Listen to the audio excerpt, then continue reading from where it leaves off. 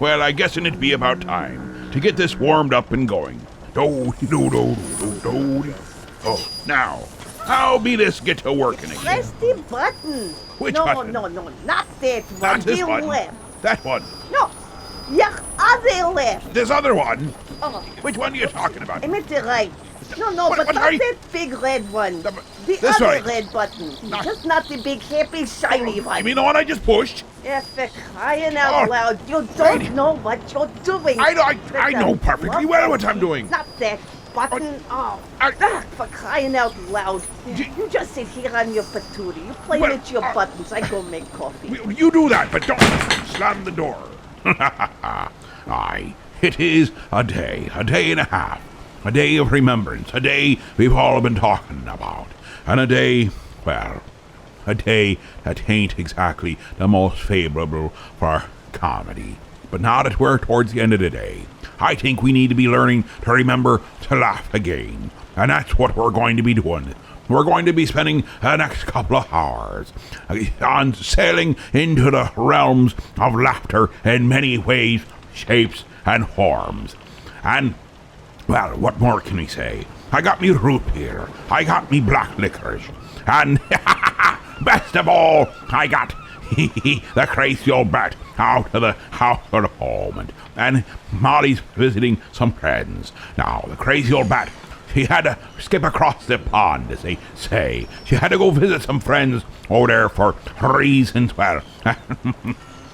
She say she had to go see an old drinking buddy, or they're getting close to the end of their time. He'll be understanding maybe for that. But trust me, she say she'll be calling in for the witching hour. So we don't miss out on that, unfortunately. But we've got plenty of greatness coming your way. So you be happen to sitting back and having a grand old time while we start off with Leroy Pullins, I'm a Nut. Remember, it's great to laugh. It means you're 6 feet up instead of 6 feet down. Oh, let's see. Oh, yes. Welcome back, me mateys. Welcome back. I be hoping you're ready for a rockily good time.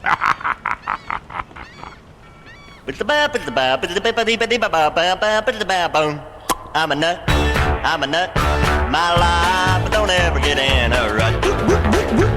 The head on my shoulders is sort of loose, and I ain't got sense God gave a goose. Lord, I ain't crazy, but I'm a nut. Is it wetter underwater if you're there when it rains? Is it shorter to New York than it is by plane? Between myself and I wonder who's the dumber. Is it hotter down south than it is in the summer? I'm a nut, my life don't ever get in a rut. The head on my shoulders is sort of loose, and I ain't got sense God gave a goose. Lord, I ain't crazy, but I'm a nut. I drove my Cadillac to Vegas to satisfy my lust. Wheel and deal in left old Vegas on a Greyhound bus. I sure didn't set the woods on fire while I was there, but remember only forest fires prevent fires.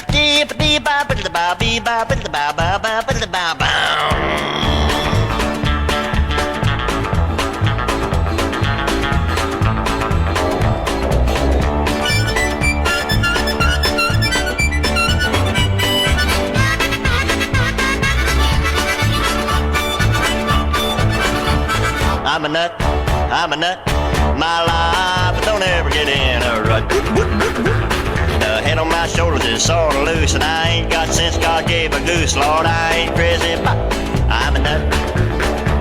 The poverty war will be over when I begin to fight. If it took a dime to go around the world, I couldn't get out of sight. I don't mind to take the girls out if they don't mind to go Dutch. Makes me feel like $1 million, and I bet I ain't worth half that much.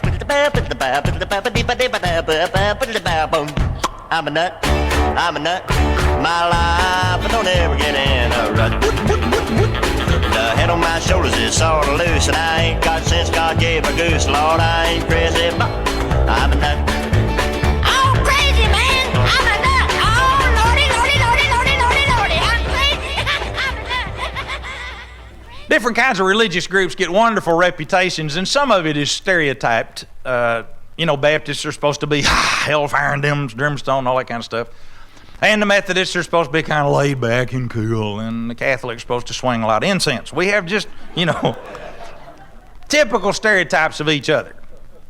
Our Quaker friends are called the Friends, and they worship in silence. Now, Baptists know nothing about that. There has not been an acknowledged silence in a Baptist church since the 1st century. The minute it gets quiet, somebody will leap back on the organ bench and start playing until somebody finds their bulletin. We just don't trust silence. Well, our Quaker friends worship in silence, and they have a very different kind of touch. And one of their characteristics that we know about is they're pacifists. They do not believe in violence, and they believe that the way you take the stinger out of war is not to retaliate. There was a wonderful Quaker family that had a grocery store in a little community, and two guys decided one night they're going to rob it. And so we got the brains of the group driving the getaway car, and he sends his helper, sort of a Woody Woodpecker variety, into the store to rob the safe. Now, the Quaker family lived in the back of the store. And so the guy that's driving the car says to his dumb accomplice, now all you got to do is go in, break open the safe, and just get the money and come out. And he says, but what if they find me? He said, you got nothing to worry about. These people are Quakers. They don't believe in violence. They're pacifists. They will not harm you. They'll try to talk you out of it, but they will not lay a hand on you. Sure, I'm certain. They're Quakers. Okay. So the guy goes in, breaks the lock, ting, ting, ting, gets inside, ting, ting, ting, ting, ting, ting, ting. He's back in the clank working on the safe. About 4 minutes later, he comes barreling out that front door, leaps in the car, get out of here! He said, where's the money? Go! Oh, and then they roared down the street, man, what are you doing? Get out of here! Where is the money? I didn't get the money. Why not? He said, I got the safe open, and I was raking money in a sack, and I looked up, and there was this fella with a goatee and a nightshirt and a shotgun. And he pointed it right at me. And he said, sir, I would not harm thee, but thou standest where I am about to shoot.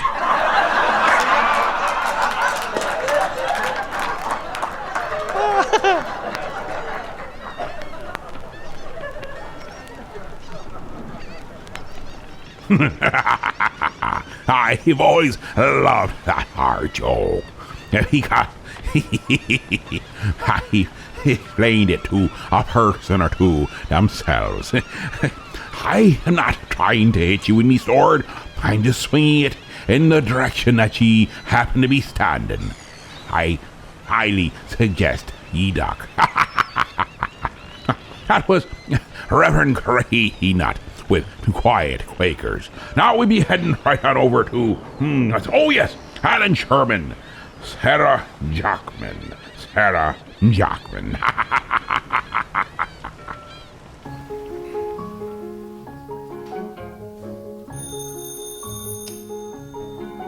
Hello? Is this 418-9749? Speaking.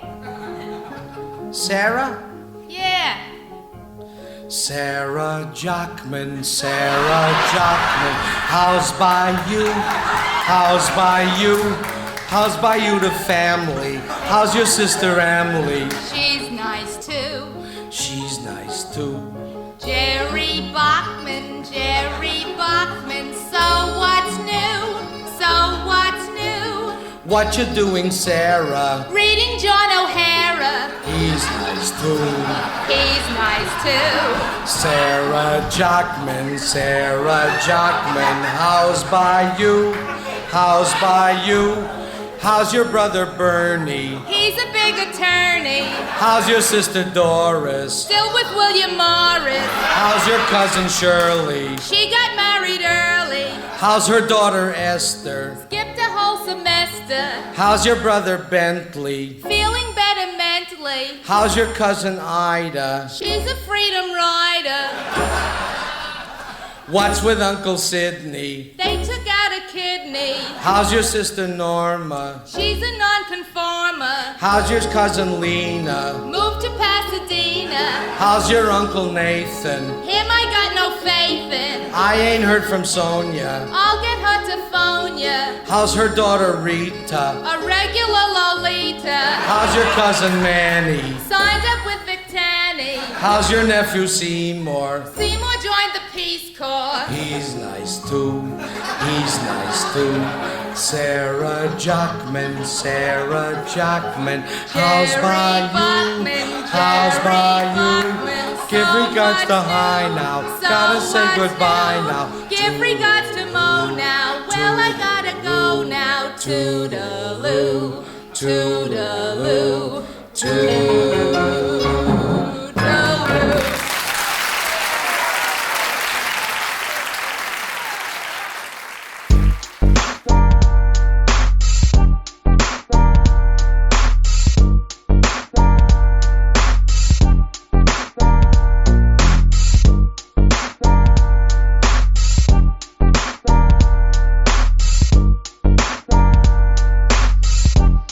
I rock rough and stuff with my Hufflepuffs. Hey, rock on with your fair self. I rock rough and stuff with my Hufflepuffs. Hey, rock on with your loyal self. I rock on with myself cause I'm Hufflepuff. It's the Hogwarts house still kicking up dust. So let me loosen up my house robes. And let me drop this in your earlobes. Cause I'ma break it down to the nitty gritty one time. When it comes to the spells I get busy with mine. Don't mean to boast, I've come to roast every house ghost and wizard from coast to coast. Hufflepuffs ain't the ones to brag, son. We'll help you open up the egg of a dragon. Where the house is just and loyal, we're unafraid of toil. Bound to foil, Crab and Goyle and all they plan to spoil. Our emblem is a badger, often underestimated. We fight to protect, we're never intimidated. You mess with one of us and we'll test your luck. Cause honey badgers just don't give a Hufflepuff. I rock rough and stuff with my Hufflepuffs. Hey, rock on with your fair self. I rock rough and stuff with my Hufflepuffs. Hey, rock on with your loyal self. Hitting MCs with Expelliarmus. This disarming charm will leave them harmless. They're jimmies, we rustle, our magic's our muscle. Always trying to prove that you can't knock the Huffle. They say a Hufflepuff will make the best spouse. And we've never had a dark wizard come from our house.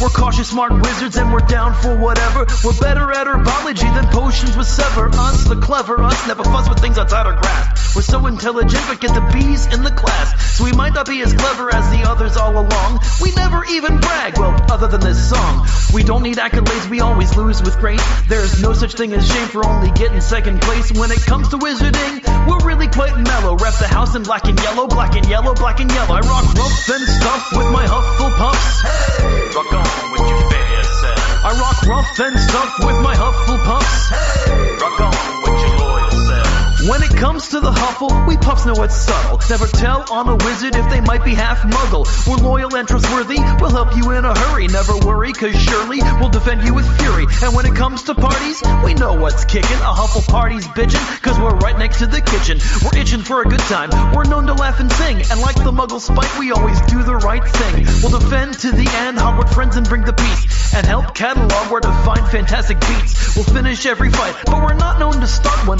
Maybe that's why they say our house is the smart one. But we like games too, we're not all about business. So it'd be really nice if our house was good at Quidditch. With a seeker or keeper, it's always lots of fun. But we got 99 problems and a snitch is one. I rock rough and stuff with my Hufflepuffs. Hey, rock on with your fair self. I rock rough and stuff with my Hufflepuffs. Hey, rock on with your loyal self. I rock rough and stuff with my Hufflepuffs. Hey, rock on with your fair self. I rock rough and stuff with my Hufflepuffs. Hey, rock on. Get rock, get stuff with your Hufflepuff. And there be insane Ian with Hufflepuffs. Now we be going over to Stanton Freeberg's The Banana Boat Song Dale.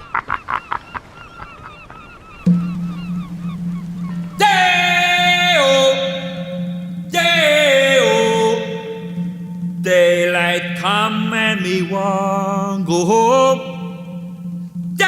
Wow, man, I'll have to ask you not to shout like that. Well, it's like right in my ear, man. Well, it goes with the song. Yeah, but don't holler in my ear, well, man. it's authentic calypso. Yeah, but like shout. when I stand next to me, man. Well, the shout go with the bongo drums. Well, not my bongo drums, man. I mean, move away. Well, like. I don't see why. No. Stand over next to the guitar, man. He sent me over here. Yeah? Well, then sing soft, man. You know, I mean like, wow. Okay. It's too loud, man. Day. That's better. He's a day, he's a day, he's a day, he's a day, he's a day. Oh, daylight come and me want go home. Yeah, man. Who work all night and a drink of rum. Daylight come and me want go home. Stack banana till the morning come.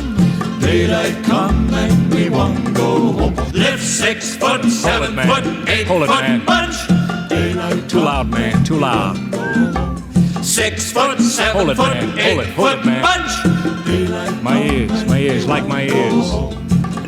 No, hold it, man. It's too shrill, man. It's too piercing. Well, I don't see why. No, it's too I piercing, can't, man. It's too piercing. Well, I got to do the shout. No, man, it's too piercing. Like I don't dig loud noises. Well, you ruined the whole Piercing. record is what you do. Yeah, well, tough. I'll take my bongos and go, man, because the whole thing is like bugging me anyhow. Yeah, well, wait a minute. I won't No, shout. I'm cutting, no, man, no. like I didn't want to make this gig in the first place. No, wait a minute. I'll be soft. Yeah? Well, then back off from me, man. It's too piercing. Okay? How's this? Yeah! Too loud, man. Okay. Yeah! Too loud, man. I can still hear you. Would you mind leaving the room? Okay.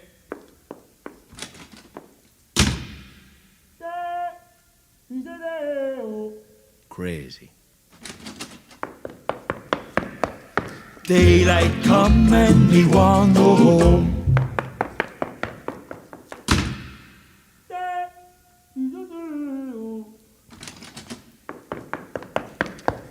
Daylight come and me want go home. A beautiful bunch of ripe banana.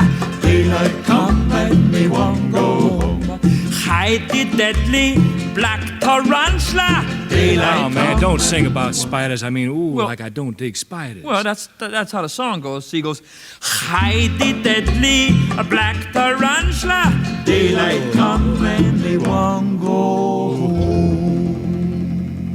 Is that it? Can I leave now? Oh, not yet. We got a big finish.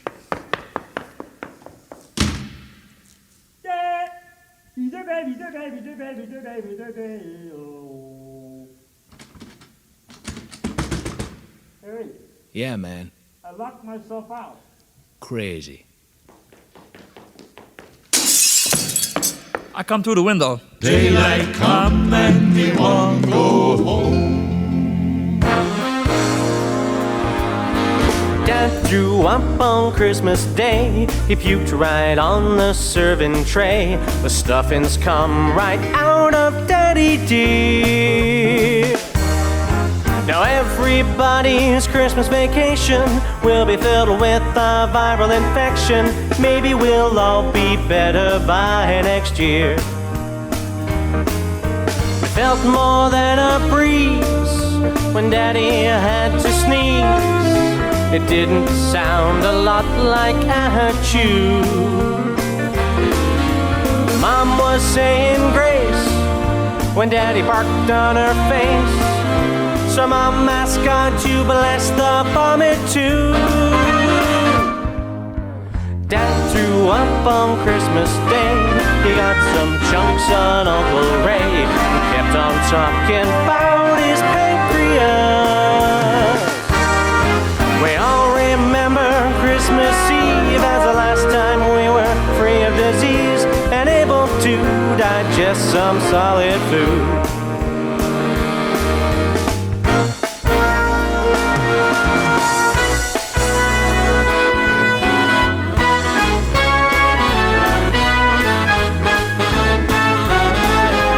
Stuffings come right out of Daddy dear. Now everybody's Christmas vacation will be filled with a viral infection. Maybe we'll all be better by next year. Yeah, maybe we'll all be better by next year.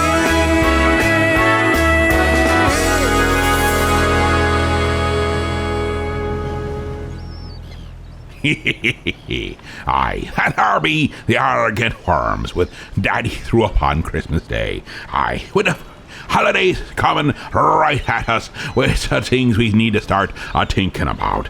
And make sure you have some Pepto in the old... Thinking, do you put it in the fridge or do you put it in the cupboard? Or do you make sure you have a little of the plop plop fizz fizz ready too? Or, wait a minute. Now I'm getting me things all muddled up in me old noggin. Well, let's go to commercial while I figure out how to make sure we are prepared for the holidays. Don't be forgetting, we often start out with a vintage commercial. Then we go straight into the true and proper sponsors.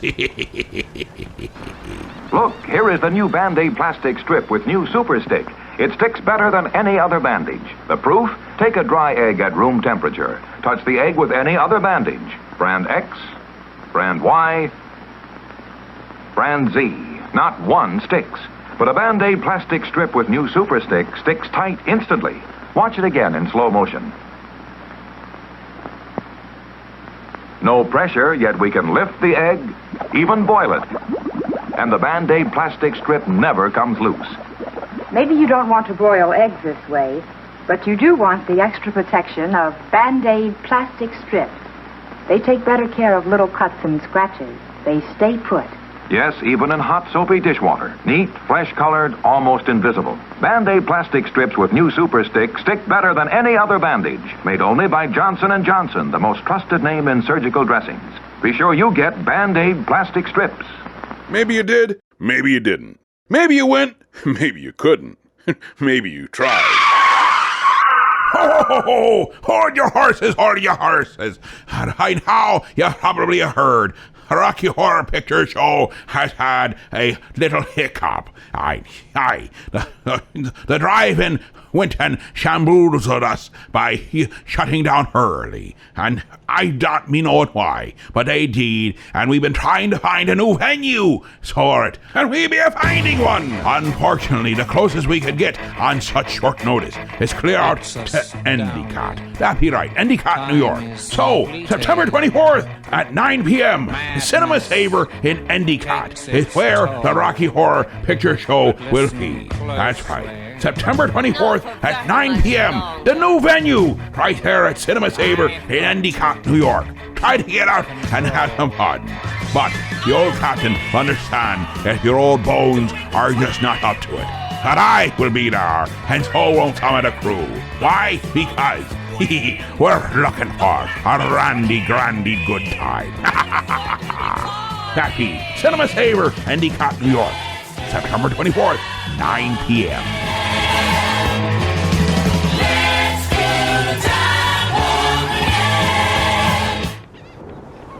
Well, I be looking through things. I had been planning on playing here St. George and the Dragonet too. When I noticed that it'd be Stan Freberg and there again, and I said, we just play Stan Freberg. But it's not like it's just Stan Freberg, for this is Stan Freberg, Dawes Butler, and June Foray, when doing a wonderful thing. I can't be helping it if he be in there, but I tell you, it's a whole lot of fun.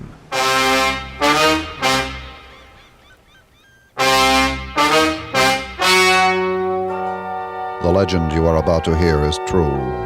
Only the needle should be changed to protect the record.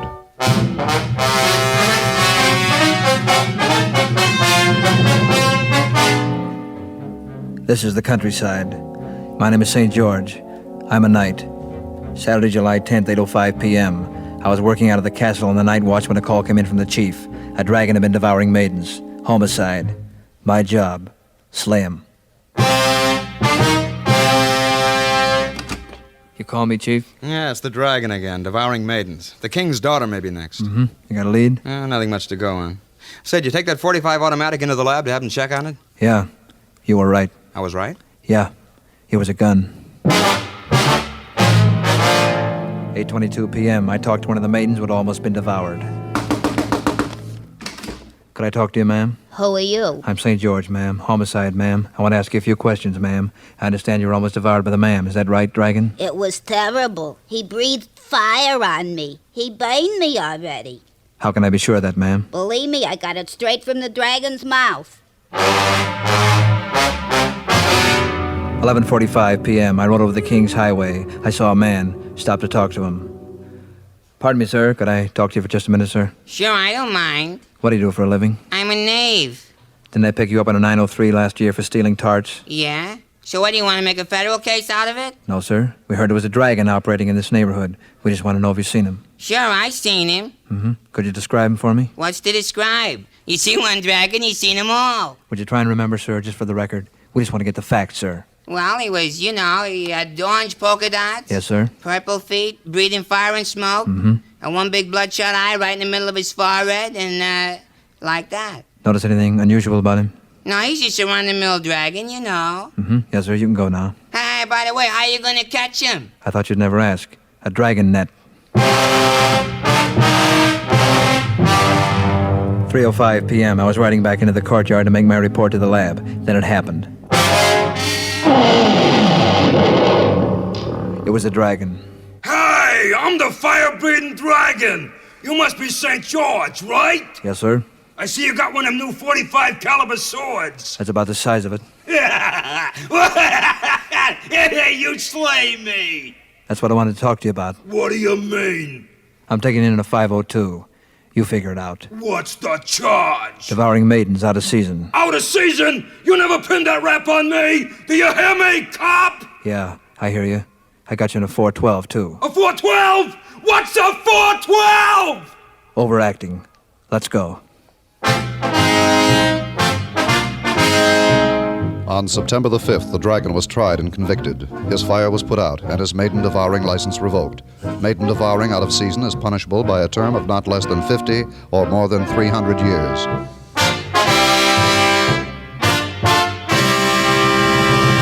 Dungeons and Dragons.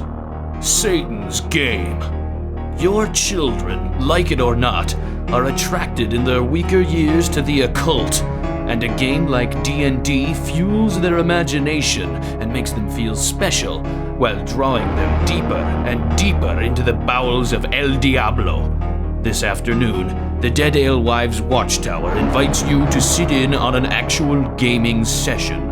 Observe the previously unobservable as a hidden camera takes you to the inner sanctum of Dungeons and Dragons. Galstaff, you have entered the door to the north. You are now by yourself, standing in a dark room. The pungent stench of mildew emanates from the wet dungeon walls. Where are the Cheetos? They're right next to you. I cast a spell. Where's the Mountain Dew? In the fridge, duh! I want to cast a spell. Can I have a Mountain Dew? Yes, you can have a Mountain Dew, just go get it. I can cast any of these, right? On the list? Yes, any of the first level ones. I'm gonna get a soda. Anyone want one? Hey, Graham, I'm not in the room, right? What room? I want to cast Magic Missile. The room where he's casting all these spells from. He hasn't cast anything yet. I am, though, if you'd listen. I'm casting Magic Missile. Why are you casting Magic Missile? There's nothing to attack here. I'm attacking the darkness. Fine. You attack the darkness. There's an elf in front of you. Whoa! That's me, right? He's wearing a brown tunic, and he has gray hair and blue eyes. No, I don't. I have gray eyes. Let me see that sheet. Well, it says I have blue, but I decided I wanted gray eyes. Whatever. Okay, you guys can talk to each other now if you want. Hello. I am Galstaff, Sorcerer of Light. Then how come you had to cast Magic Missile? you guys are being attacked. Do I see that happening? No, you're outside by the tavern. Cool, I get drunk. There are 7 ogres surrounding you. How could they surround us? I had Mordenkainen's magical watchdog cast. No, you didn't. I'm getting drunk. Are there any girls there? I totally did. You asked me if I wanted any equipment before this adventure, and I said no. But I need material components for all my spells, so I cast Mordenkainen's faithful watchdog. But you never actually cast it. Roll the dice to see if I'm getting drunk. Yeah, you are. Are there any girls there? Yeah. I did, though. I completely said when you asked me. No, you didn't. You didn't actually say that you were casting the spell, so now there's ogres, okay? Ogres? Man, I got an ogre slaying knife. It's got a +9 against ogres. You're not there. You're getting drunk. Okay, but if there's any girls there, I want to do them. There you have it. A frightening look into America's most frightening pastime. Remember that it's not your children's fault that they're being drawn into a satanic world of nightmare. It's their gym teacher's fault for making them feel outcast when they couldn't do one single pull-up.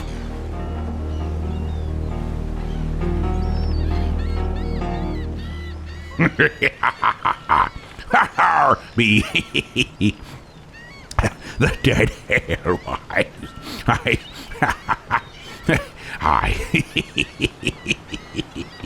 love that one every time. Dead Air Lies with Dungeons and Dragons. Now, let us go right on over to Weird Al Yankovic, white and nerdy.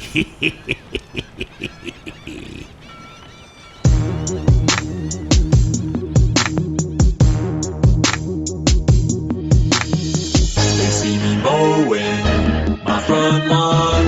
I know they're all thinking I'm so white and nerdy. Think I'm just too white and nerdy. Think I'm just too white and nerdy. Can't you see I'm white and nerdy? Look at me, I'm white and nerdy. I wanna roll with the gangsters, but so far they all think I'm too white and nerdy. Think I'm just too white and nerdy. Think I'm just too white and nerdy. I'm just too white and nerdy. Really, really white and nerdy. First in my class there at MIT. Got skills, I'm a champion of D&D. MC Escher, that's my favorite MC. Keep your 40 out, just have an Earl Grey tea. My rims never spin, to the contrary. You'll find that they're quite stationary. All of my action figures are cherry. Stephen Hawking's in my library. My MySpace page is all totally pimped out. Got people begging for my top 8 spaces. Yo, I know pie to 1,000 places. Ain't got no grills, but I still wear braces. I order all of my sandwiches with mayonnaise. I'm a whiz at Minesweeper, I can play for days. Once you see my sweet moves, you're gonna stay amazed. My fingers moving so fast, I'll set the place ablaze. There's no killer rap I haven't run.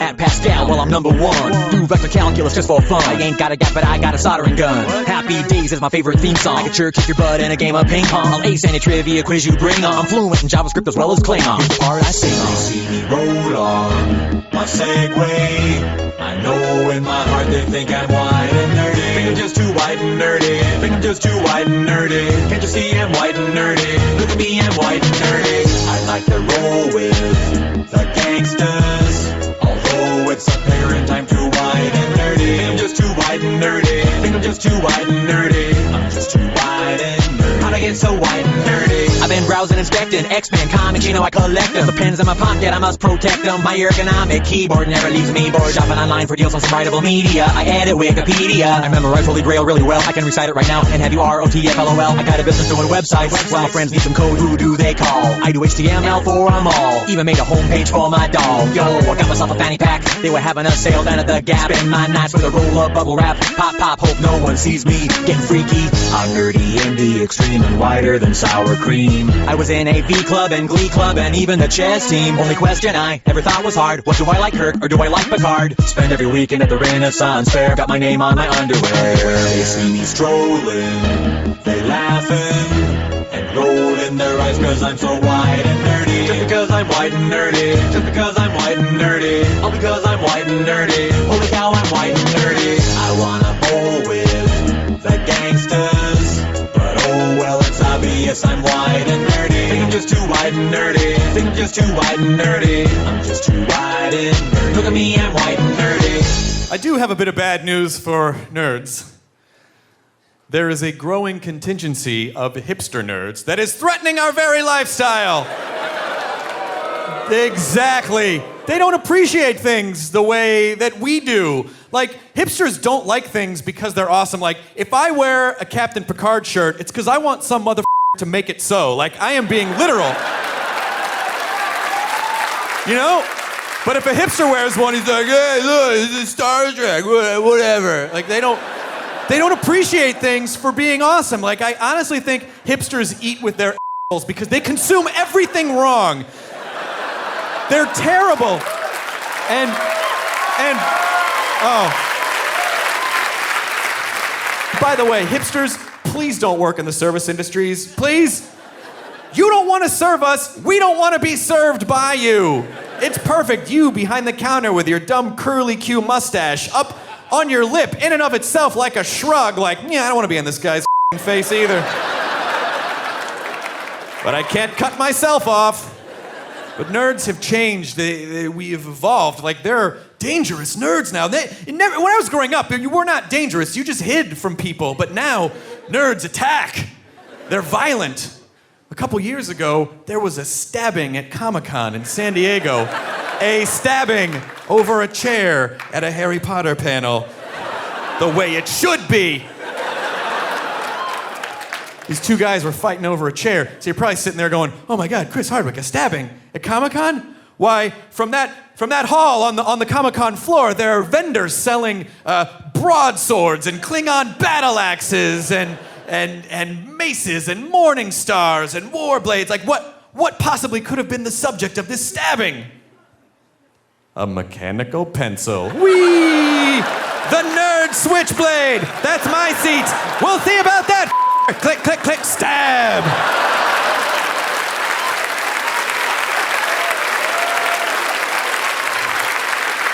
Fear me, for I am the architect! I shall draft thee into oblivion. Protract, compass! That here be Chris Hardwick. Hipster nerds. Aye, since we've been dealing with nerds, we need to at least put in, like the theme song of all nerddom. It had to be the Rubinos with Revenge of the Nerds.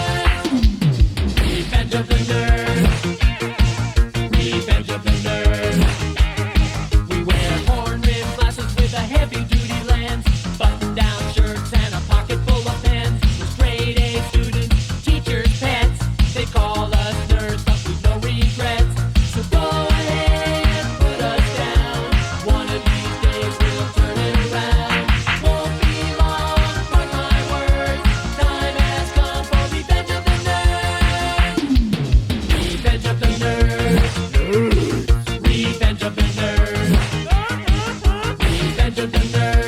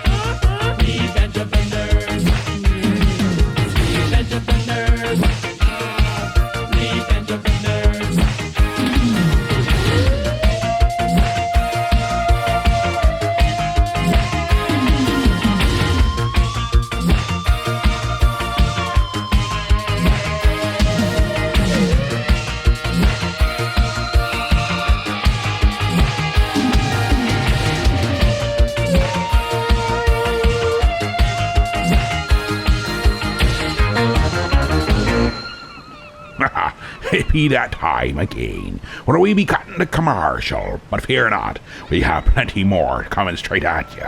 We have an entire barrel full of stuff we haven't even begun to touch.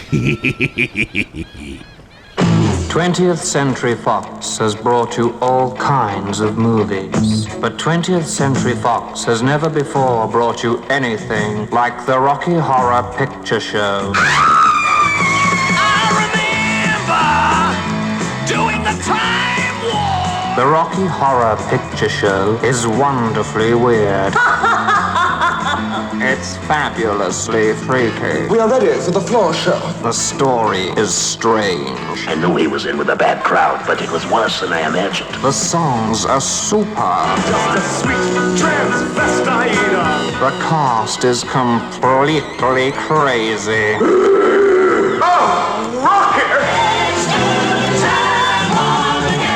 See the Rocky Horror Picture Show. Rated R. Under 17. Not admitted without parent. Let's be a stopping into BC's restaurant and see what Mike be a cooking up. But I's brought us some raw squid and salami sandwiches so we could his picnic.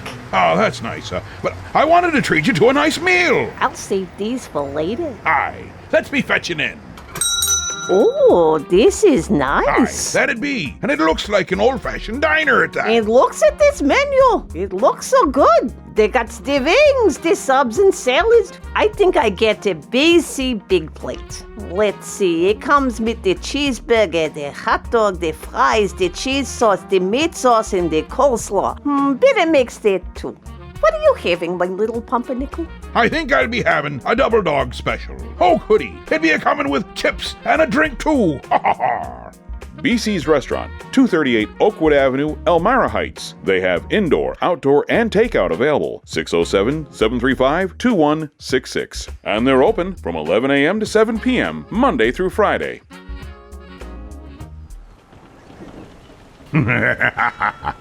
Aye, let me go through the stacks of stuff.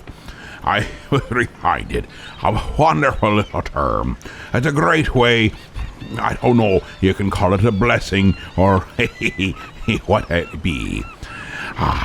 But it be. May the bird of paradise fly up your nose. Jimmy Dickens now, here on the captain's quarters. Now, remember to use this from time to time. It'll leave the people so confuzzled they won't be knowing whether you insulted them or you complimented them. And leave it at that.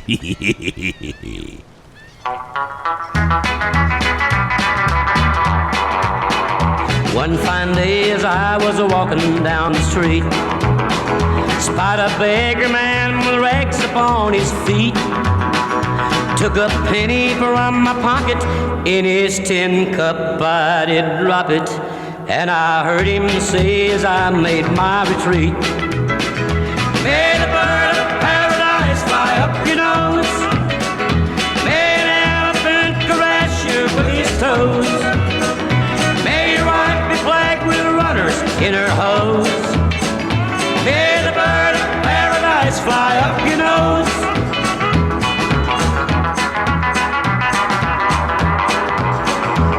My laundry man is really on his toes. Found $100 bill among my clothes.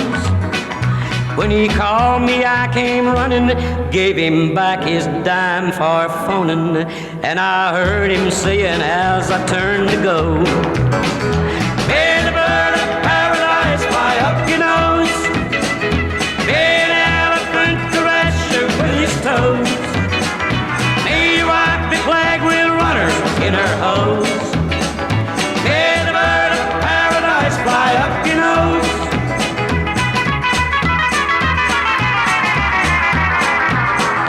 I was way behind one day to catch a train. The taxi driver said, we'll make it just the same. A speed cop made it with us, and as he wrote out the ticket, I stood by politely waiting for my change. May the bird of paradise fly up your nose, may an elephant caress you with his toes, may your wife be plagued with runners in her hose, may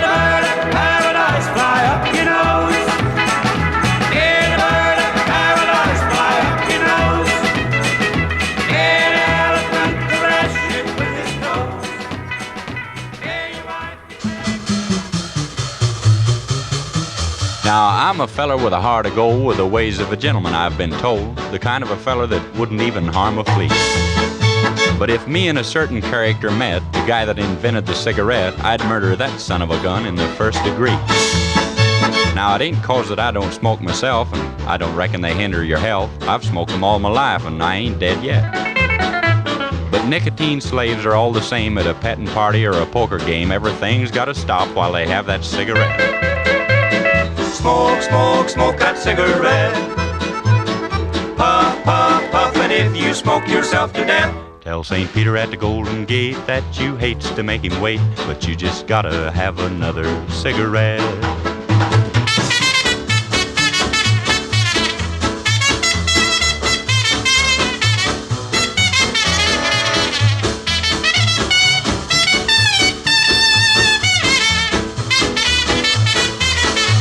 Now, in a game of chance the other night, old Dame Fortune was doing me right. The kings and the queens, they just kept on coming around. Then I got a full and I bet it high, but my bluff didn't work on a certain guy. He just kept on a-raising and a-laying the money down. Now, he'd raise me and I'd raise him. I sweated blood, I got to sink or swim. He finally called and then didn't raise the bet. I said, "Ace is full, pal, how about you?" And he said, "Well, I'll tell you in just a minute or two, but right now I just gotta have a cigarette." Smoke, smoke, smoke that cigarette. Puff, puff, puff, and if you smoke yourself to death. Tell St. Peter at the Golden Gate that you hates to make him wait, but you just gotta have another cigarette.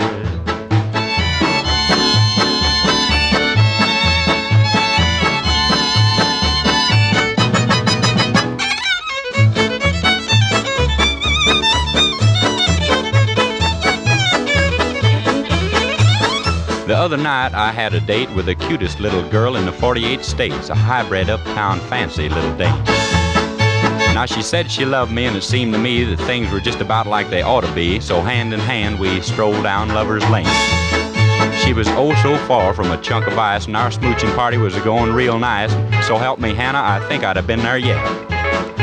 But I give her a kiss and a little squeeze, and she said, "Tex, excuse me please, but I just gotta have another cigarette." Smoke, smoke, smoke that cigarette. Puff, puff, puff, and if you smoke yourself to death. Tell St. Peter at the Golden Gate that you hates to make him wait, but you just gotta have another cigarette.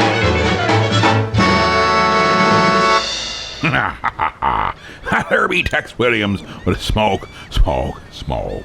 Now we go to Bill Cosby's Fat Albert's car. You all are familiar with Fat Albert. Fat Albert, yes. Okay. But Fat Albert, as he grew older, became very interested in motors, engines, and cars. And Fat Albert was that kid in the neighborhood who knew how to take anything apart. I mean, he could take a refrigerator apart, put it back together, and that kind of thing. And he loved that kind of work. Boom. Fat Albert had a car. In 1958, Fat Albert's father gave him the hull of a 41 Mercury. Albert loved it, man. It was the best present he ever had in his life. He never spent any money on soda pop, candy, or anything. Everything he had, every penny he had, he put in that car. I'm sure all of you have a guy in your neighborhood like that. And when you were growing up, some guy was always in there, man. We swore that's where Fat Albert would die, bent over in that car. When Fat Albert was 19, Fat Albert had saved enough money to buy a new engine for the 41 Merc. And he went down to the graveyard, you know where they have these old cars. And he bought a Cessna airplane engine.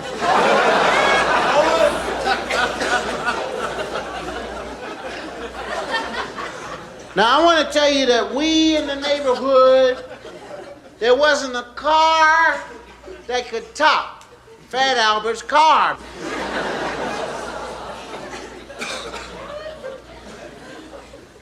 Albert's car had a sound of its own. I'll never forget the day he started it up. He said, here it is. And we all got in it, man. And we're sitting there waiting. And he started it up. And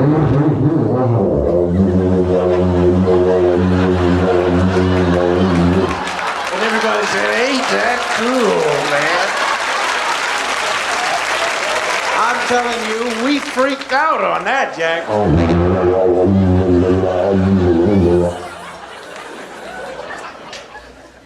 He also put 400 pounds of sandbags in the trunk of his car so the front would raise up. And that old car would be leaning on his side, too, man. He was the only man drove on 2 wheels. Just the 2 on his side were on the ground. So we had to ride on the outside, holding on to the window to keep the car on the ground. And we'd be riding around the block, 6 of us hanging on that door, man. He could never make a right turn.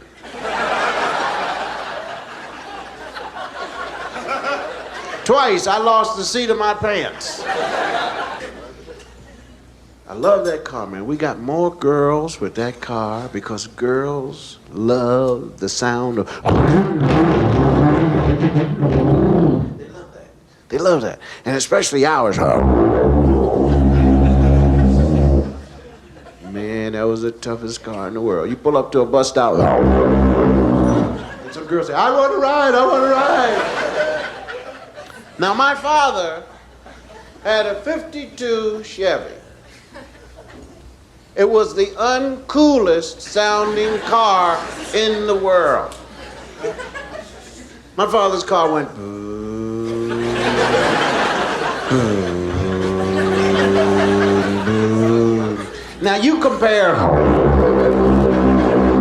with boo. You can't get no girl with no sound like that, man. Even if you pull up to a light and rev up, you say, "Puddin', puddin'."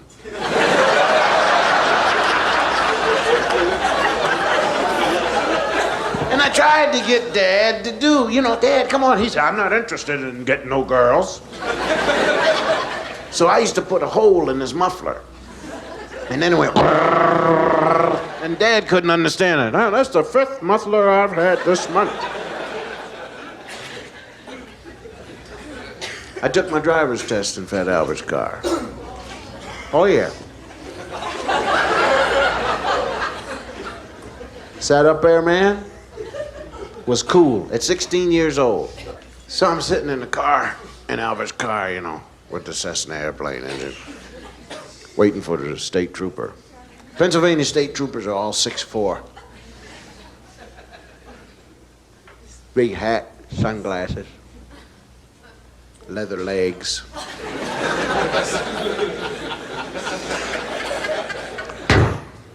My name is Woodard. I'm a state trooper. I'm sure you're familiar with the Pennsylvania Vehicle Driving Motor Responsive Regulator Rules and Regulations. I was very says, yes. I tried, man. It was so embarrassing. I tried to come out with a yes, and it just went, yes. All right, you will start the car up and follow my directions. This thing's got a clutch on it. I hate the clutch, man. So now, easy on the clutch and easy on the gas, and you come out slowly, let up off of the clutch and down on the gas and move out. Okay, let's go.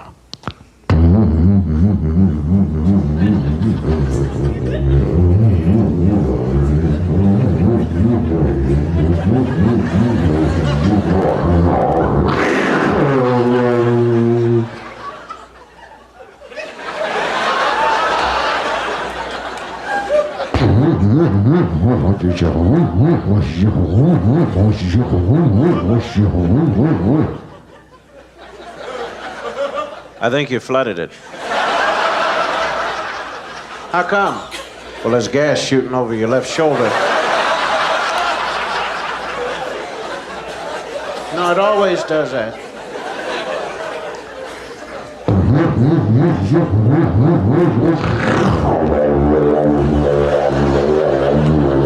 And that trooper's sitting in the car.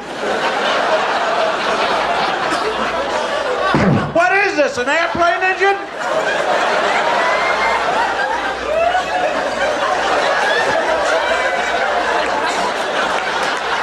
Yeah. Well, how do you keep the engine cool? Well, you just have to keep moving. All right. Start it up, pull up.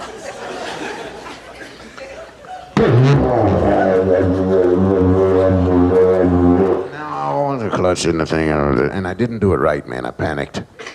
And the car went.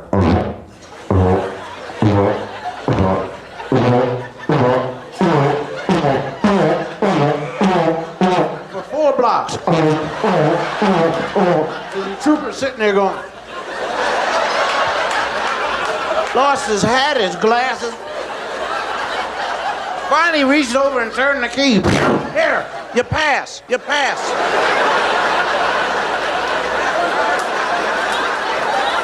That Elmer's got a heck of a car, Jack.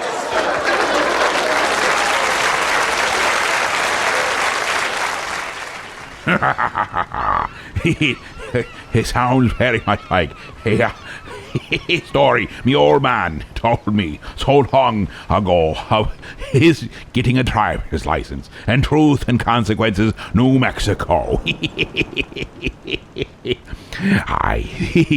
The man had him pull out and pull right back in. Says, you know how to drive. Didn't want to go any farther. I think he wanted to go to lunch. I don't know where you are in the house at this precise moment, but run and get your mother and tell her why she should go and see the Rocky Horror Picture Show. It's like orange juice. It's like everything you've ever known that's good for you. See the Rocky Horror Picture Show, rated R, under 17, not admitted without parent. Maybe you did, maybe you didn't. Maybe you went, maybe you couldn't. Maybe you tried. Ho! Hold your horses, hold your horses. Right now, you probably heard the Rocky Horror Picture Show has had a little hiccup. The drive-in went and shambled us by shutting down early. And I don't know why, but they did. And we've been trying to find a new venue for it. And we'll be finding one. Unfortunately, the closest we could get on such short notice is clear out to Endicott. That'd be right, Endicott, New York. So, September 24th at 9 p.m., Cinema Saver in Endicott is where the Rocky Horror Picture Show will be. That's right. September 24th at 9 p.m., the new venue, right there at Cinema Saver in Endicott, New York. Try to get out and have some fun. But the old captain understand that your old bones are just not up to it. But I will be there, and so won't some of the crew. Why? Because we're looking for a randy good time. That be Cinema Saver, Endicott, New York. September 24th, 9 p.m.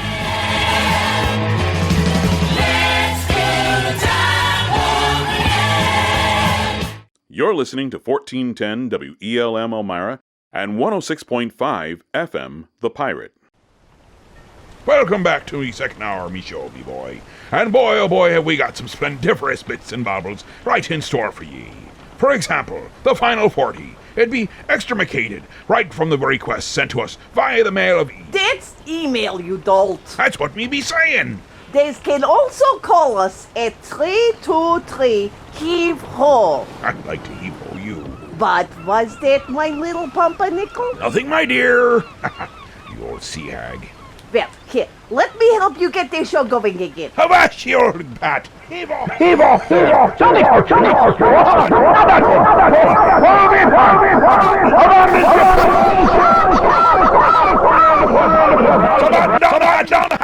We're all doomed. Oh, that's better. See? I made it so better. I'm going to see about that dinner and work on my suntan. Me's not even hungry, and it's be night time out, you crazy old bat. And don't slam the door. Aye, since we decided we starting out the whole show with I'm Not, I also felt maybe we should start out the second hour with I Get Weird. It be John W. Christensen. I get weird right here on the Captain's Quarters.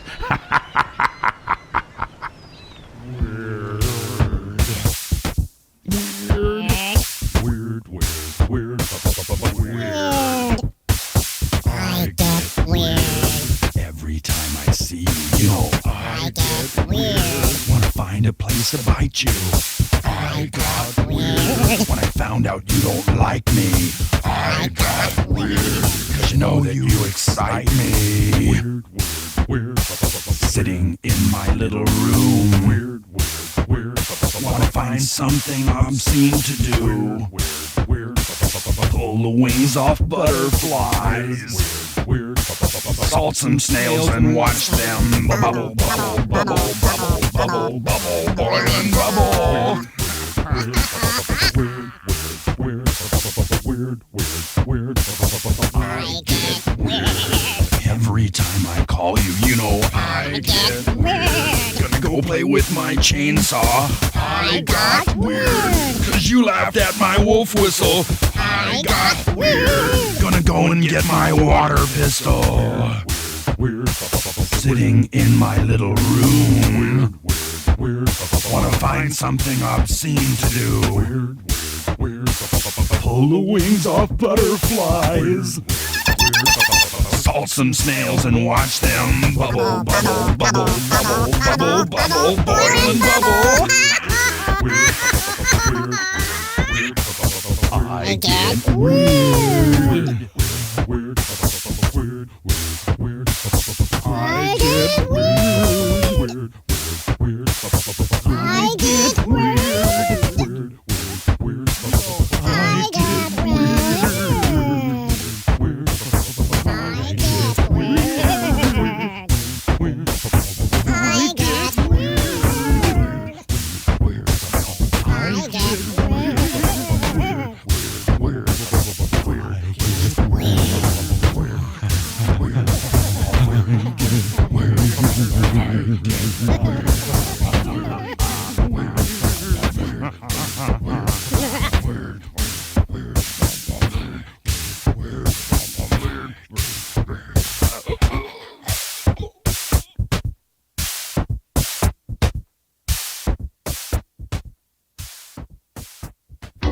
Okay.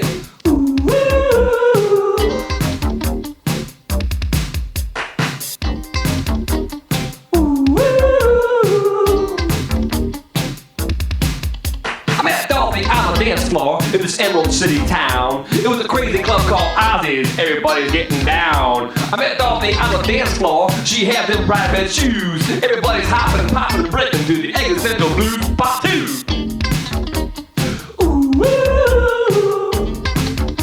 Say, where'd you get them shoes?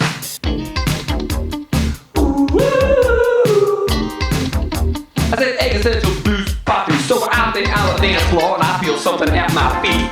It's a little dog named Floto. I said, I hope it's not Pete. I said, girl, your dog looks hungry. I think it needs a bone. Let's blow this place and click our heels. Take your doggy home, y'all.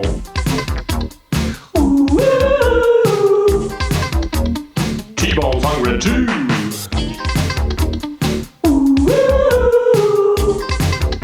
I said, existential blues pop through. So we grabbed the cab and I said, hey, cabby, take us down the road to the poppy fields outside of town. That's the place I call my home. Well, a stoned out cabby turned the door and said, girl, now ain't you Sue? I said, man, you got the wrong sequel. This is existential blues pop through, right? Sorry, Harry.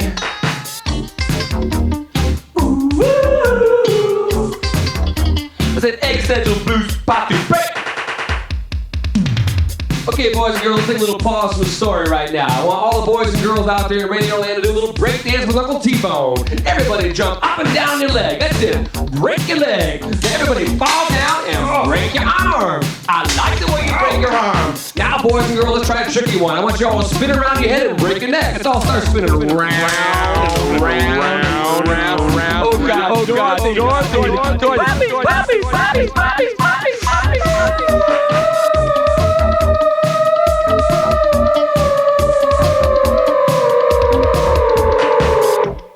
Where am I? You have reached Nirvana. Yeah, is that like Nirvana or something? Oh, yes, like Nirvana. You will find bliss and ecstasy here, but with the weekend package, you also get shuffleboard, volleyball, and nude sunbathing. Right, yeah. Like, how do we get to Nirvana? I thought you had to meditate, eat yogurt, and like move to Oregon. Oh, no, that is not necessary. One simply goes to Pittsburgh and hangs a left. Okay, like, so I'm here in Nirvana. I mean, can I find the truth of life around here? Oh, it is truth you seek, my son. But truth is a very elusive thing. I say the truth is like a wife. Take my truth, please. Haha, I make joke. Yo, I think I better be going, man, you know? Yes, my son. You must go back to the poppy fields and visit your friend the wizard. He will tell you of a very, very wise man on the west coast, and perhaps he knows the truth you seek. Yo, like, how do I get out of here? Oh, the same way you came in. Spinning around on your head. Go ahead, start spinning round. Oh, no, here we go again. Oh, God, Dorothy. So we get out to the poppy fields, and there's my friend the wizard. This stoned-out cat's on Yukon Jack, his mind is in a blizzard. I said, wizard, old buddy, old wise and old pal, that a long time man don't see. He said, I've been hanging out on the west coast with this cat named Dr. D. He's a crazy DJ, plays the best every Sunday on the radio. In fact, I'm about to tune him in. Let's listen to his show, yeah.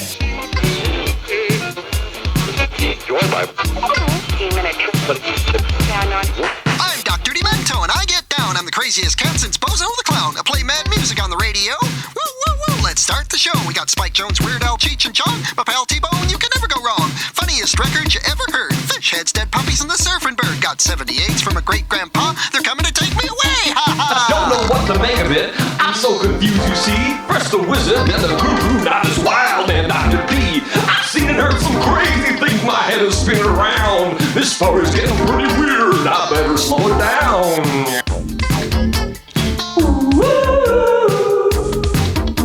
Dear Abby, I'm confused.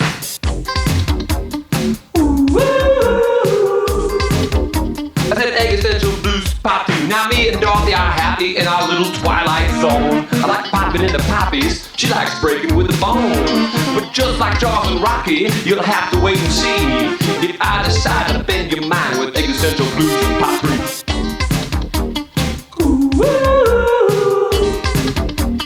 Not another sequel. And then existential blues, part 2, break. Hey Dorothy, watch your little breakdance in the living room here, huh? Sorry about that coffee table. They gotta move it into the kitchen. They got a nice linoleum floor. I can slide around, do the moon dancing and stuff. Okay, watch this, Dorothy. Sorry about your china there, darling. Sorry about the pots and pans too. Maybe that'll take us down out behind the barn or something, you know? I gotta get better at this, popping and breaking stuff here. Maybe I'll hang out with a gang guy in front of the 7-Eleven. In fact, I think that's where I saw that weird dude, you know? The guy from Nirvana. Hi, there be T-Bone Hakes with the guest appearance. With Existential Blues Part 2, and then guest appearance from the great king of comedy radio himself. Truly the king. I'm the captain of the seas, but he's the king of the comedy radio. Dr. Demento. I can't tell you how many hours I spent listening on a late summer night.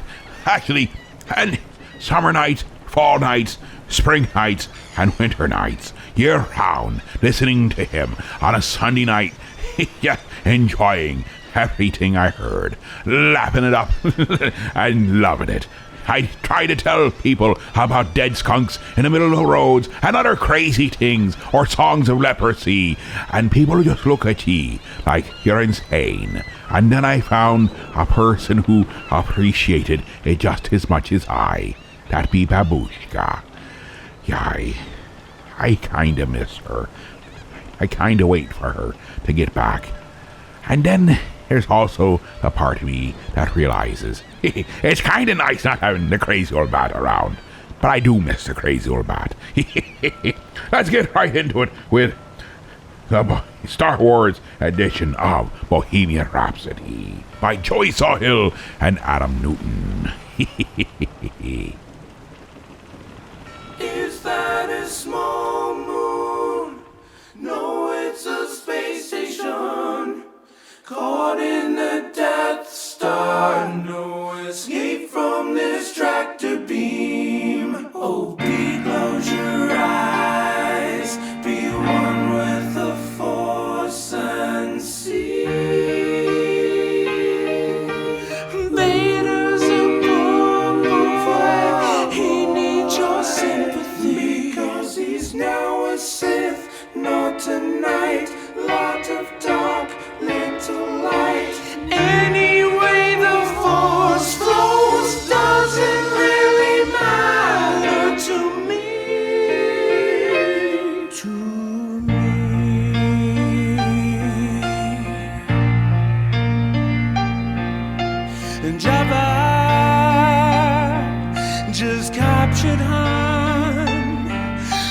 him down without a fight, and now he's frozen carbonite. Well, Jabba, Luke Skywalker's come to free his friends and take them all away. Jabba, ooh, didn't mean to kill Rancor. If R2 does not see my secret signal, Leia, take that chain and choke him. Boba Fett Daily Report. Too late, my time has come. Sarlacc is where I die, but he's dissolving all the time. Goodbye, everybody. I'm in a pit. I gotta find my way out before I'm eaten alive. Yeah. And Jabba,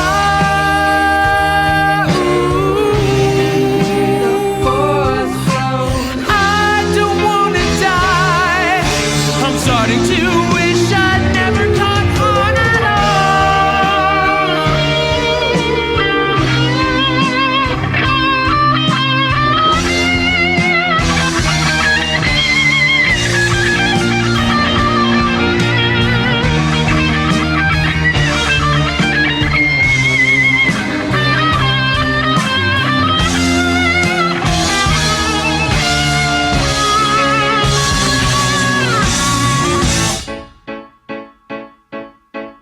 I see a little silhouette of a green man. Master Yoda, will you raise up my X-Wing? Full strokes of lightning, very, very frightening me. Obi-Wan, Kenobi. Jedi Master! I'm just a slave boy, Qui-Gon's come to free me. He is the chosen one from the prophecy, sparing his life from this captivity. Easy come, easy go, water let me go. You're knocking, no, I will not let you go. Let him go. You're knocking, I will not let you go. Let him go. You're knocking, I will not let you go. Let me go. Will not let you go. Let me go. Never let me go. No. Mamma Shmia, let me go. Lord Palpatine's an apprentice put aside for me.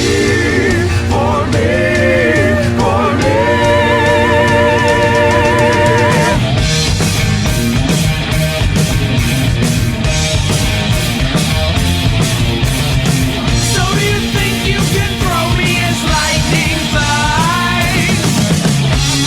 So you think you can save Luke and leave me to die? Oh, Vader, can't do this to me, Vader.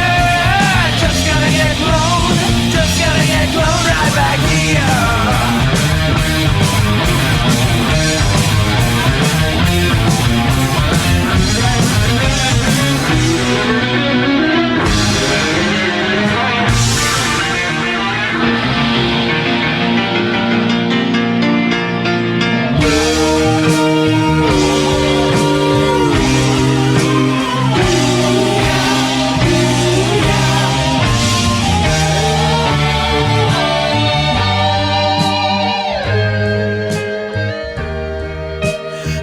Matters nothing really. See, anyone can. Matters nothing really. Matters nothing really to me.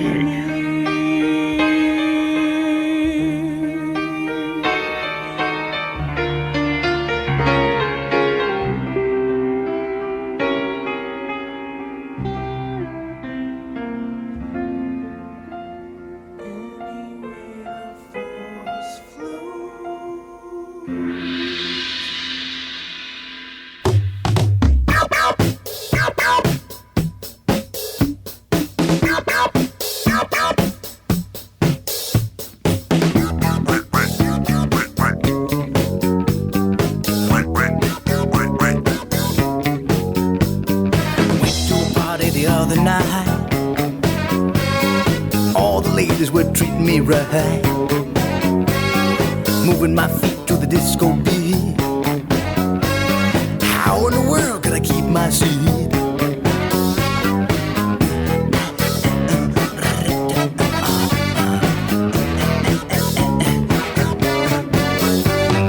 All of a sudden I begin to change. I was on the dance floor acting strange. Flapping my arms, I began to cluck. Look at me, I'm the disco duck.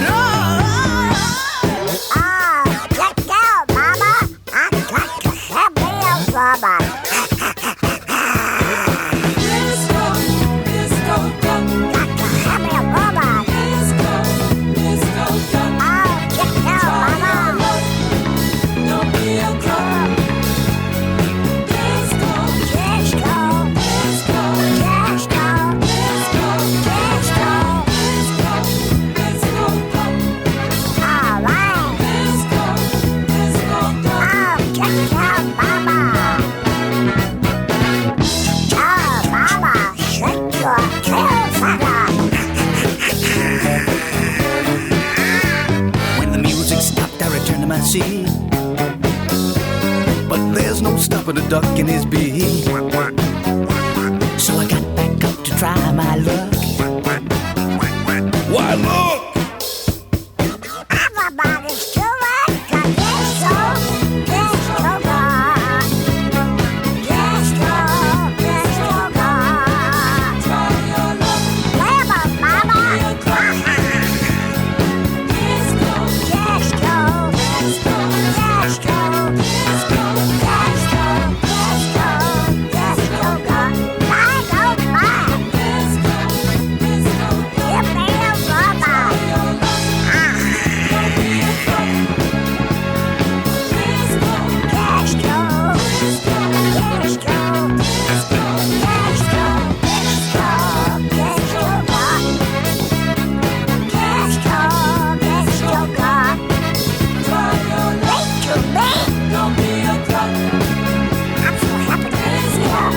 Thank you, Duck, for getting down. Thank you so very much. You're welcome.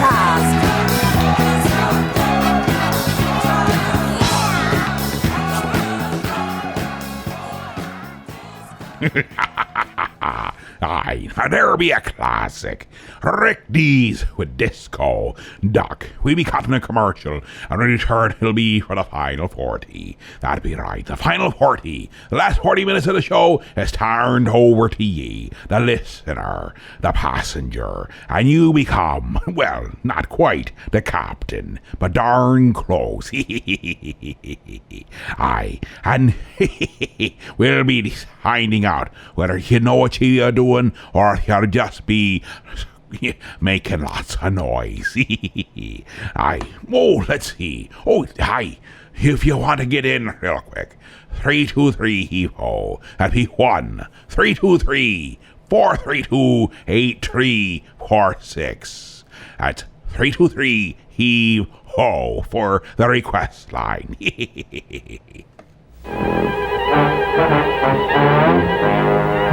coming. It's King Zor. King Zor, the fighting dinosaur. He's on a rampage. Aim your dinosaur gun. Quick, hit his tail. Fire! King Zor is fighting mad. He's backing up to put you off guard. He's turning toward you. Look out! He's firing missiles.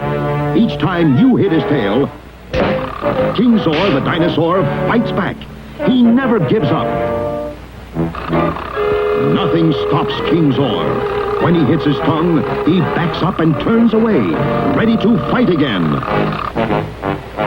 There's never been a fighting dinosaur like King Zor. Get King Zor complete with 5 missiles, 5 darts, and a dinosaur gun. Be ready for King Zor. He's ready for you. Squatch Den. Hey, la chinga! Hey, man, look it over here! Oh, wow, man. Oh, is that? Oh, wow, man. Check it out, man. Is that a vinyl store? Totally awesome, man. I haven't seen a vinyl store in a long time, man. Oh, wow. Yeah, everything's gone digital, man. Totally bummer, dude. Hey, man, let's go in. Let's check it out, man. This could be really cool. Hey, yeah, come on, man. Hey, man, this is really awesome. Oh, wow, man. This is far out, man. Look at all the shirts, man. Hey, man, yeah, look at the music. They got vinyl, they got CDs. Hey, man, they even got cassettes. That's gonna go well with my lowrider, man. Yeah, man. Oh. And look at all the shirts, man. Ain't no tie-dyes, but they're totally awesome, man. Hey, man, yeah, they're all band shirts. New band shirts. Hey, we need some new band shirts, man. All our stuff is old, man. Man, you're totally right, man. Oh, this stuff's all like from 2000 on up. Man, these is totally... I never even heard of some of these bands, but they look awesome, man. Hey, they're playing them in the background here, man.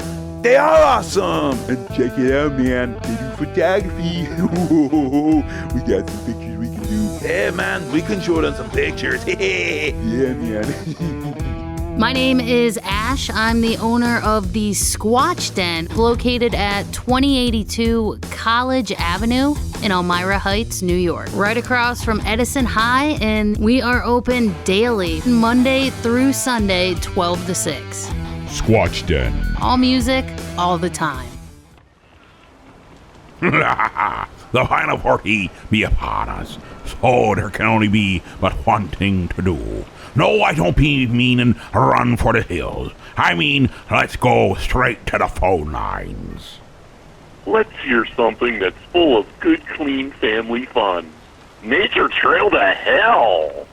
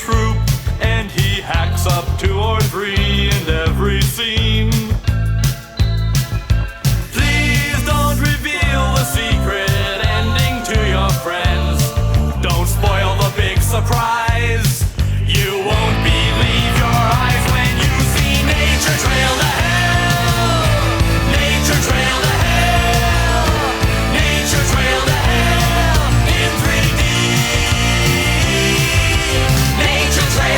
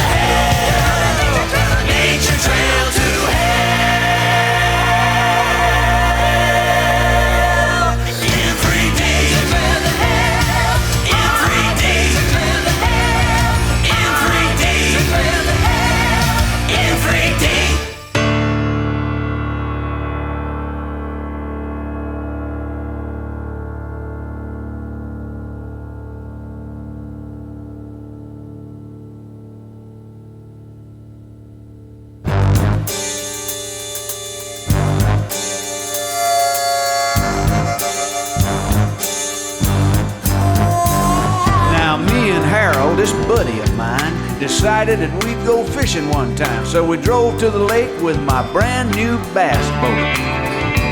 I brought the fishing poles, the pork and beans, the saltine crackers and the canned sardines, and Harold brought all the booze one man could tote.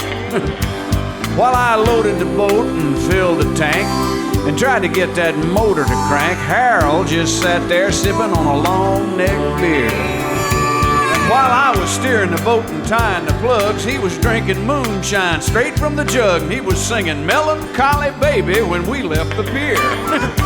Whoa, never go fishing with a man who has been drinking, 'cause things just might not work out like you wish.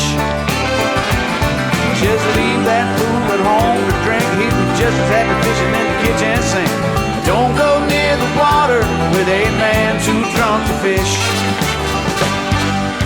Well, I was concentrating, perfecting my cast, hoping to land a trophy bass, and Harold was having trouble trying to find the lake. Laying there beside him at his feet was an anchor line, coiled up real neat. Harold saw it, white as a ghost, and hollered, "Snake!" Well, he jumped straight up and began to yell. I said, "Sit down, Harold, and behave yourself. Can't you see that ain't nothing but a piece of rope?" But he was scared to death, plumb out of his mind, trying not to get bit by that anchor line, and he grabbed my shotgun, blew a hole in the bottom of the boat. Harold! Never go fishing with a man who has been drinking, 'cause things just might not work out like you wish. Just leave that fool at home to drink, he'd be just as happy fishing in the kitchen sink. Don't go near the water with a man too drunk to fish. Now, too drunk to fish is too drunk to swim, so I was dog paddling and dragging him, and finally made it to a little sandbar just big enough for two. And it was way after dark when that helicopter came with that big searchlight calling our names, and Harold looked up at the sky and said, "Lord, is that you?" And then he knelt there in that heavenly glow and said, "Lord, you know I ain't ready to go, so if you pass me by tonight, oh, I will reform." And then they threw down the raft and I paddled us home, and he never touched a drop from that moment on. You know the Lord works in mysterious ways, his miracles to perform. Never go fishing with a man who has been drinking, 'cause things just might not work out like you wish. Just leave that fool at home to drink, he'd be just as happy fishing in the kitchen sink. Don't go near the water with a man too drunk to fish. Don't go near the water with a man too drunk to fish.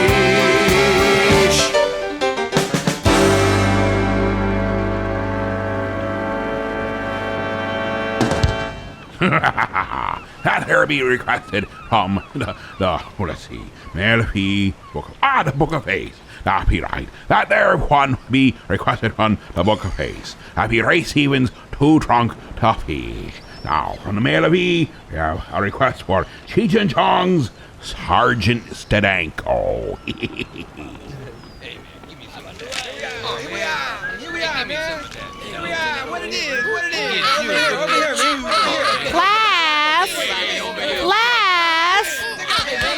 Class, come to order, please. Class, we are very privileged today to have a very special guest in our room. His name is Mr. Stadanko. And Mr. Stadanko is a narcotics officer. That's better, class. Now, Billy, where are you going? I gotta go to the can, sister. I'll be right back. You sit down, Billy. Hey, no. Hey, I gotta go to the You can. sit down, Billy, and whatever you have in your mouth, swallow it immediately. Oh, hey, thanks a lot, sister. Hey, Billy, here. Swallow these too, man. Now, class, I know that all you boys and girls here at Our Lady of 115th Street are too young to have any dealings with any of these dangerous drugs. But, as St. Dominic always said, O fili mi boni belly, Dominus vobiscum Benny selling all his dominoes. Who said that, man? And with that, I want you to give Mr. Stadenko your undivided attention. Mr. Stadenko. Thank you very much, Your Grace. And good afternoon, boys and girls. Thank you for inviting me into your classroom today. Now I have in front of me a green leafy substance which I am going to light. Now I wonder, could one of you boys and girls guess what this substance might be? Acapulco Gold. No, it's Michoacan, man. Michoacan. Homegrown. No, it's Michoacan, man. Well, that's very good, class. My sister, they do seem rather well informed. Oh, they are, Mr. Stadenko, they are. Why, just last week I gave out 15 holy cards. Well, that's great, sister. Okay, class. Now, as you know, this drug in front of me is what they call marijuana, or as it's known in the hippie world. That's pot, man. Pot, that's right. Joint. Joint. Reefer, man. Yes, reefer. Jet. Yes, but we don't call it that.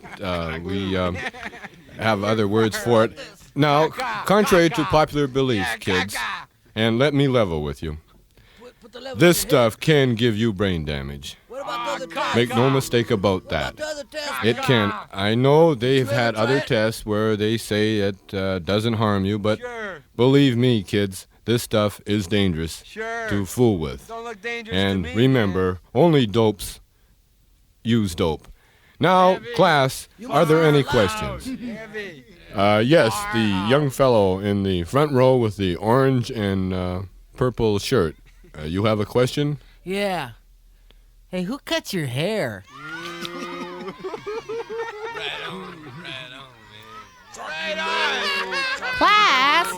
Class. Now settle down, class. Now that wasn't very funny. Now settle down and give Mr. Stadenko your undivided attention. Mr. Stadenko.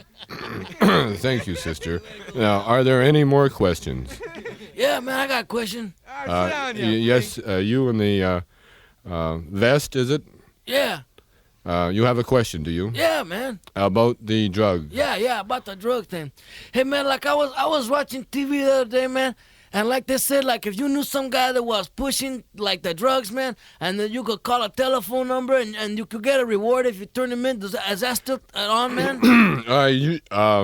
That's a very good question, son, and I'm glad that you brought it up. I was going to get to that. Yes, boys and girls, there is a program in which you can participate. Now, we are offering a reward for the pusher.